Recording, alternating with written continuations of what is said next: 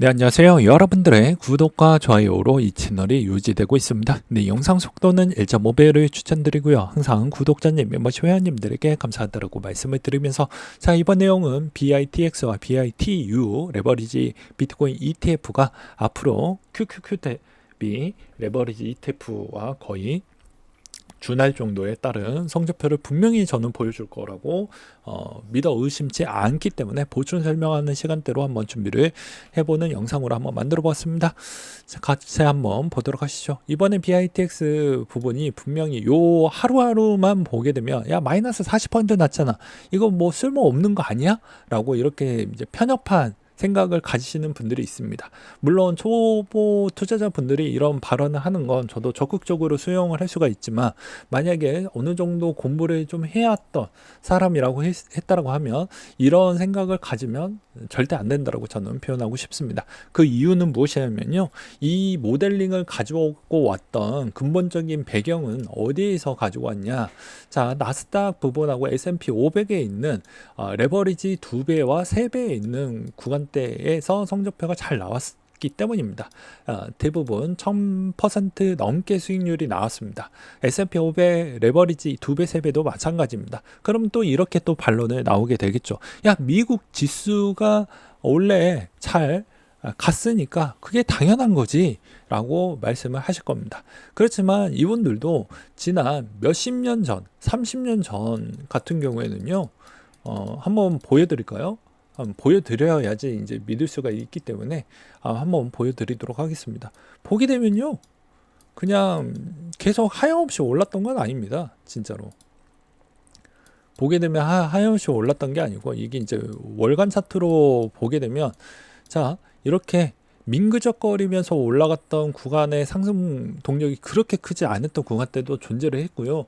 그 다음에 닷컴법을 지나갔었을 때 이 박스권 구간대도 생각보다 길었던 구간대도 많이 있었습니다.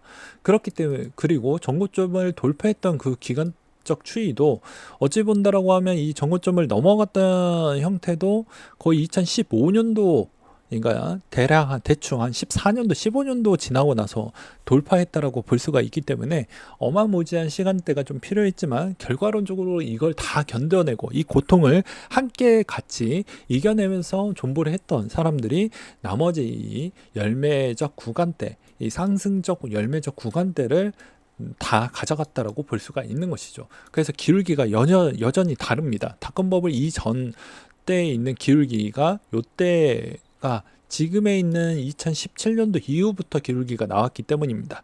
그러면 마찬가지로 동일한 조건에 있는 레버리지가 이번에 비트코인이 필승 전략으로 우상향을 믿는다라는 신뢰적 구간을 여러분들이 학습으로 이겨내셔야 됩니다.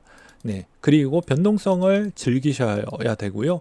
그리고 꾸준하게 적립으로 해야 된다라고 제가 누누이 말씀을 드리는 바가 될 것 같습니다. 왜 이런 주장을 하는 이유가 무엇이냐면요, 이렇게 성공했던 사례가 여러 가지가 있었기 때문에, 대표적으로 이제 두 가지만 제가 말씀을 드리지만, 성공했던 사례가 많이 있었기 때문에 이것도 비트코인 무조건 우상향 한다라는 거, 신뢰적이 있는 구간의 학습은 자기 자신이 이제 가져가는 겁니다. 내가 어느 정도 학습량이 부족하면 되게 두려워하고 공포심에 많이 사로잡히게 됩니다. 그러면 전두엽이 많이 공포감을 느끼면 좀 줄어들게 되거든요. 판단력이 흐려지게 됩니다. 그렇기 때문에 기존에 그런 판단력이 흐려지기 전에 합승량을 많이 늘려서 여기에 베팅을 할지 말지 선택을 하시면 되는 겁니다. 강요하는 게 아니죠. 내 투자 수익률을 어떻게 가성비 있게 뽑아내려고 한다고 하면 계속 연구하고 계속 공부를 해야 되는 게 맞는 겁니다. 그래서 BITX나 BITU 부분을 언급을 했던 이유도 저런 과거에 레버리지 투자에 좋은 사례가 있었기 때문에 그런 형태로 하라는 것이고요. 비트코인을 믿는다라고 하면 진짜 끝까지 믿어야 됩니다. 언제까지? 내가 원하는 목표 수익률이 나올 때까지 그걸 해야 되는 거고요. 그리고 중간에 이탈을 하면 절대 안 됩니다. 그러면 이거는 여러분들이 그 약속을 지키지 않았기 때문에 이건 실패한 전략입니다. 게임에서도 마찬가지로 우리가 그런 전략을 체계화해 가지고 접목을 한 다음에 그 전략이 먹혔을 때가 있지만 안 먹힐 때도 있습니다. 전쟁일 때도 마찬가지죠. 죠. 마찬가지로 이 전략을 썼는데 이 전략이 안 먹힐 때도 있는 겁니다. 그렇기 때문에 무조건 100%짜리는 없지만 그래도 내가 내 자체적으로 학습을 했었을 때 요게 좀 신뢰도가 꽤 높아졌고 그랬을 때 내 자신과에 따른 그런 설득력이 좀 된다라고 하면 충분히 이건 뭐 이렇게 도전을 해볼 필요성은 전 있다라고 보고 있거든요. 단 이왕했으면 중간에 이탈 없이 하라는 얘기인 거고요. 변동성을 왜 즐기라고 이야기를 했던 이유가 무엇이냐면 하루 정도에 있는 변동성이 아직도 시장이 조금은 이게 이런 상품이 아직 생긴 지 얼마 안 되다 보니까 유동성이 좀 많이 부족하고 그러다 보니까 오히려 이렇게 변동성이 좀 더 커질 수밖에 없는 건 뭐 기존 사실입니다. 그렇다 보니까 이 변동성 부분을 어떻게 이제 극복을 하냐면 이럴 때마다 적립으로 가는 게 맞습니다. 변동성이 커질수록 오히려 손실 구간이 있으신 분들은 평단이 빨리빨리 내려가고요. 오히려 이런 변동성 구간에서도 아예 포지션이 없거나 아니면 여기서 만약에 모아갔다고 하면 수익성이 단기적으로 엄청난 수익성으로 돌아오게 됩니다. 자, 한번 보십시오. 만약에 운이 좋게 마이너스 40% 구간대에서 샀다라고 하면 20달러에서 지금 30달러 정도 구간대를 찍게 되니까 어마무지한 수익률이 찍혔겠죠. 그러니까 이런 형태로 보면서 이 변동성 구간대를 어떻게 극복을 할 거냐가 중요하고 항상 급락시 매수를 하는 형태로 가져가는 게 매우 좋다라고 저는 말씀을 드릴 수가 있을 것 같습니다. 그리고 꾸준한 적립이 왜 중요하냐면요. 이 적립도 마찬가지로 중간에 이탈을 하면 안 됩니다. 한번 시작을 했으면 계속 해야 되는 겁니다. 어떻게? 통신비를 낸다라고 생각을 하면서 그렇게 해야 되는 거예요. 중간에 만약에 이탈을 하거나 중간에 그만둘 거라고 하면 애초에 하지 않는 게 저는 맞다라고 보는 바입니다. 대부분 성과가 안 나오는 이유는 똑같습니다. 내가 목표 수익률이 도달할 때까지는 계속 해야 되는 게 맞아요. 근데 그 자산이 신뢰도 높은 자산이냐가 중요한 건데 신뢰도 낮은 구간에 있는 자산을 장기적으로 계속 매입을 한다라고 하면 이건 안 되는 게임인 거죠. 그렇기 때문에 웬만하면은 이 신뢰도 있는 자산 구간이라고 아까도 말씀드렸다시피 믿는다라고 하면 이때부터는 이 작업을 진행을 하는 것입니다. 그리고 과거보다는 비트코인 시총이 이제 1000조 원이 넘었기 때문에 그럼에도 불구하고도 믿지 않으신 분들은 그냥 안 하시는 게 맞는 거고요.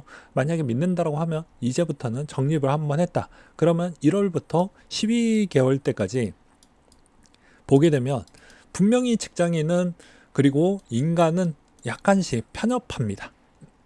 자기가 분명히 다 할 줄 알고 그렇게 생각을 해요. 자기에 있는 능력이 무한하다라고 그렇게 착각을 많이 합니다. 근데 절대 그렇지가 않거든요. 왜냐하면 이 12개월 동안 1년도 중간에 분명히 위기가 옵니다. 어떤 위기가 오냐? 이제 휴가를 만약에 간다. 그것도 나 혼자 가는 게 아니죠. 뭐 가족이나 뭐 애인이 있으면 애인하고 같이 가게 되면 중간에 분명히 구멍이 나게 됩니다. 그러면 또 자기 합리화를 시킵니다. 뭐라고 하냐? 6월 달은 뭐 잠깐 쉬었다가 7월 달에 또 넣으면 되지 뭐. 이렇게 됩니다. 대부분 그렇게 돼요. 안 그럴 수가 없습니다. 괜히 이제 이런 쪽 습성을 보게 되면 신용 잔고 추이를 보게 되면 대부분 여기서도 신용 불량자로 넘어가는 구간대가 다 그런 거거든요. 극단적인 예시이긴 하지만 이분들이 안 갚으려고 하는 게 아닙니다. 자꾸 미루니까 문제라는 것이죠. 미룬 사람은 결과물이 별로 좋지가 않습니다. 제가 매번 이야기를 했지만 이 구간마다 무작위성으로 매수를 한다고 해도 평균값 추이는 그전 영상에서도 말씀드렸으니까 패스하겠지만 그냥 무작위성으로 매 달마다 사는 게 결과론적으로는 수익성이 매우 좋다라는 걸 마이크로 스트래티지 형님이 한 번 더 보여주었고요. 그 다음에 제가 그 몬테카를로에 있는 시뮬레이션 기법에서도 설명을 드리기도 했습니다. 그러면 이걸 한번 약속과 규칙을 지키지 않은 형태로 만약에 투자를 계속하다 보면 왜 투자에 있는 성과가 당연히 안 나올 수가 있겠죠. 근데 이건 진짜 어렵고 매우 어려운 부분이라고 저는 생각을 합니다. 왜 그러냐? 우리가 흔히 금연 할 수 있습니까? 잘 안 되죠. 다이어트 잘 됩니까? 안 되죠.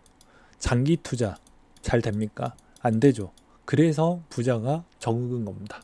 이게 쉬울 것 같으면서도 쉽지가 않기 때문에 그런 거예요. 그래서 이 자산이 어느 정도는 저는 비트코인도 이제 1,000조 원까지 올라왔으니 올라가는 본 주식 아니 본 코인을 사는 것도 좋지만 성과 그러니까 즉 내가 현금 흐름이 별로 좋지 않으니까 가성비 있게 만약에 세팅을 할 거라고 하면 무조건 레버리지 ETF를 섞으면서 가야 성과가 알트코인 대비보다 더 우월하게 나오면서 자산에 따른 신뢰성 구간은 이미 비트코인은 그 구간대를 전 넘어섰다라고 봅니다. 그렇기 때문에 문제되진 않는다라고 생각을 하면서 저 월 적립으로 계속 가져가야 된다라고 계속 주장을 내비치고 싶습니다. 그러면 이때 구간대에서도 제가 이제 뭐 이런 이야기를 하고 싶은데요. 무슨 이야기를 하고 싶냐면 이것도 추천하려고 하는 시점이 썩 마음에 들진 않아요. 무슨 말이냐면 오히려 시즌이 아웃이 됐었을 때 이 상품이 나왔으면 정말 좋았을 텐데 시즌이 중한 요 구간대 관심 있는 요 구간대에서 생겼단 말이죠. 그러니까는 이 시점에서 추천하는 것도 솔직히 부담스럽긴 합니다. 원래 따진다라고 하면 시즌 아웃 되고 나서 레버리지 투자 적립하는 게 가장 정석이긴 하지만 그럼에도 불구하고도 이미 이런 상품이 있다라는 걸 먼저 알려드리는 게 여러분들에게도 투자 포트폴리오에 생각할 수 있을 만한 힘을 키워드리고자 미리미리 알려드렸다는 걸 볼 수가 있겠고요. 그리고 그런 거 상관없이 계속 무한으로 매월 적립을 계속 한다고 하면 그런 건 상관없을 거라고 저는 보고 있습니다. 단지 이제 시간과의 싸움이긴 하지만 시간과의 싸움 부분에 있었을 때도 내가 현금 흐름을 어떻게 잘 만들어내는지에 따른 측면이 정말 중요하겠죠. 이런 투자적인 부분은 어디에서 문제점이 많이 나오게 되면요. 매월 만약에 마이너스 한 70%, 80% 구간대이신 분들도 왜 회복이 잘 안 되냐면 내 현금 흐름을 매끄럽게 가져가지 못한다라는 그 능력치 때문에 이런 사태가 나오게 됩니다. 흔히 알트코인도 마찬가지로 기회가 줄 때 팔아야 되는데 욕심에 있는 상한선이 무한으로 걸려져 있어서 그런 부분도 없지 않아 있지만 가장 치명적인 부분은 뭐가 있냐면요. 내가 마이너스 수익률이 많이 나와져 있으면 물을 타서 나온다라고 하더라도 이 물을 탈 때에 따른 공포감이 한 번 더 있죠. 아까도 얘기했듯이 신뢰적인 자산 구간이 아직 아니다라고 자기도 그렇게 느끼니까 그리고 한 번 더 공포감을 70%, 80%씩 막 빠졌던 걸 느꼈으니까 그러니까 이게 재투자가 잘 안 됩니다. 그 다음에 두 번째로는 만약에 한다라고 하더라도 이걸 끊임없이 계속 평단을 낮춰서 계속 가져가야 되는데 이것도 본 업에서에 따른 현금 흐름이 빠듯하다 보니까 이걸 띄엄띄엄 합니다. 띄엄띄엄 한다라는 건 왜 문제점이 생기냐면 올라갈 때 사는 구간대와 내려갈 때 사는 구간대가 절묘하게 떨어지면 상관이 없어요. 근데 꼭 월급날 들어올 때 아니면 현금 흐름이 들어오는 구간대가 되게 되면요. 애매한 포지션일 확률이 훨씬 더 높습니다. 그러면 평단을 많이 낮출 수가 없겠죠. 그러니까 이런 측면을 좀 고려를 하면서 투자를 하시면 됩니다. 그럼 절대로 손해하는 손해 비율은 상당히 많이 낮아진다. 이 정도만 잘 하셔도 상당히 많이 낮아지기 때문에 그렇게 하시길 바라겠고요. 제가 저번 실시간 방송에서도 말씀을 드렸지만 알트코인은 지금에 따른 추이에서 만약 신규 알트코인은 만약에 들어간다고 하면 저는 아직은 아니라고 봅니다. 왜냐 지금은 심사 기간이기 때문에 주의 종목 심사 기간이 6개월 정도이기 때문에 내년을 거치고 난 뒤부터 보셔도 늦지 않는다라고 저는 말씀을 드리고 싶고요. 만약에 여기서도 기존의 알트코인은 어떡하냐라고 하면 차라리 비트코인 레버리지 ETF 부분을 계속 모아라 라고 저는 말씀을 드릴 수가 있을 것 같습니다. 왜냐하면 아까 말씀드렸다시피 신뢰도 높은 구간이라고 자기가 자기 심장에 손을 얹고 한번 양심적으로 한번 생각을 해보세요. 진짜 자신감 있게 계속 물을 탈 수 있습니다 라고 하는 사람이 과연 몇 명이나 있을까요? 이게 좀 떨리고 걱정이 많이 되니까 모든 유튜버, 모든 어떻게 보면 대부분 그런 SNS를 보유하고 계시는 분들한테 계속 자기 합리화를 주문을 거는 거 아닐까요? 라고 생각을 해볼 수가 있겠죠. 그래서 오히려 차라리 더 질 좋은 자산 부분에서 수익을 좀 더 내서 여기에 있는 손해율을 커버하는 전략으로 가는, 다양성이 있는 포트폴리오로 가는 게 좀 더 건강한 형태이다. 너무 편식을 하게 되면 당연히 영양실조를 걸려서 몸이 망가지든지 정신이 망가지든지 둘 중에 하나가 된다라는 걸 명심하시길 바라겠습니다. 아무튼 이 전략 저는 매우 좋다라고 생각을 하는데, 여러분들의 다른 생각도 댓글로 남겨주시길 바라겠습니다. 그 댓글 하나하나씩 읽어보면서 또 추가적으로 제가 또 보충 설명 해줄 수 있는 부분이 만약에 있으면 또 영상을 찍어가지고 설명을 드리도록 하겠습니다.